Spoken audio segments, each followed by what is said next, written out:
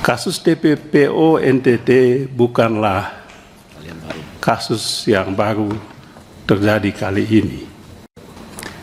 NTT dikenal sebagai provinsi yang menjadi surga untuk TPPO ini. Sekian ratus yang meninggal dunia. Dan kalau saya ingat Rudy Soik, saya ingat TPPO ini. Itulah sebabnya saya membantu penuh saudara Rudy Soik ini untuk menyampaikan apa yang menjadi permasalahan utama di daerah NTT ini. Jadi Rudy Soik adalah simbol bagi masyarakat NTT, sebuah provinsi yang dikenal paling miskin, terkebelakang, bahkan pernah dituding sebagai provinsi yang paling miskin.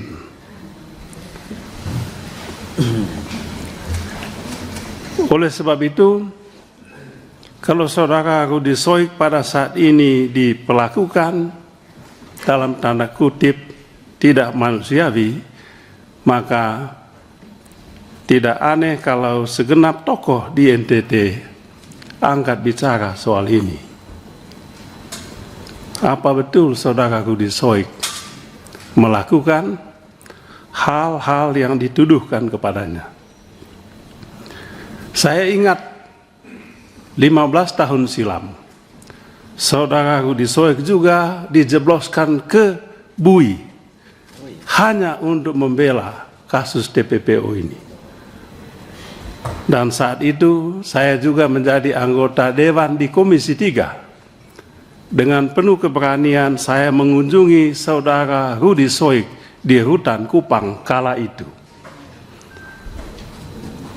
Ketika tidak ada yang berani mengunjungi Rudy Soik, saya datang ketemu beliau di Rutan.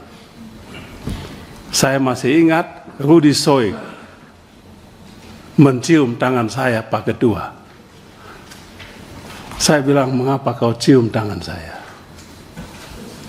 Kaulah Tuhan bagi saya, kata dia. Karena pada saat ini, dikala saya susah, Bapak datang ketemu saya. Itulah awal saya kenal Rudy Soik ini. Dan saya sampaikan, lanjutkanlah perjuanganmu. Bongkar ini pelaku-pelaku TPPO di NTT. Dan menurut Rudy Soik pada saat itu, TPPO di NTT ini tidak mungkin tumbuh kalau tidak ada backing-backingnya. Dan backingnya itu ada di mana? Backingnya ada di aparat penegak hukum. Itu katanya Rudy Soik pada saat ini. Ketiga, masalah pemecatan terhadap saudara Rudy Soik hanya karena ada kesalahan dalam penanganan kasus BBM yang diduga melibatkan pengusaha hitam setempat dan ditengarai bekerja sama dengan pejabat di lingkungan Polda, yang kemudian dia dihadapkan pada sidang kode etik. Saya sampai saat ini tidak masuk di akal. Belum masuk di akal saya, Pak Kapolda. Saking tidak masuk akalnya saya menduga-duga ada apa sebetulnya ini.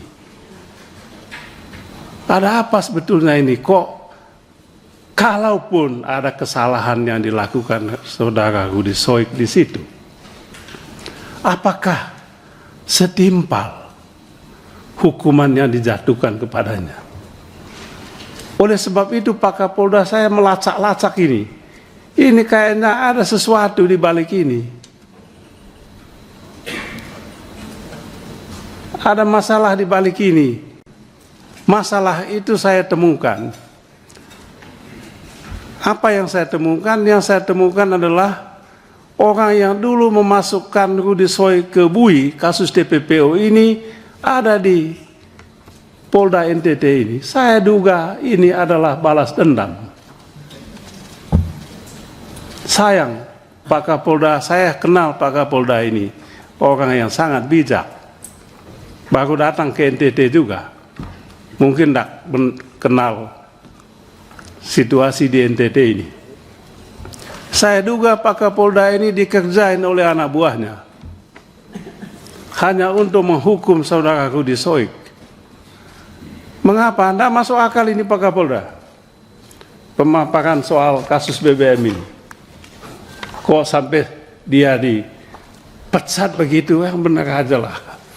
Masa nggak ada lagi yang lebih bijak lagi.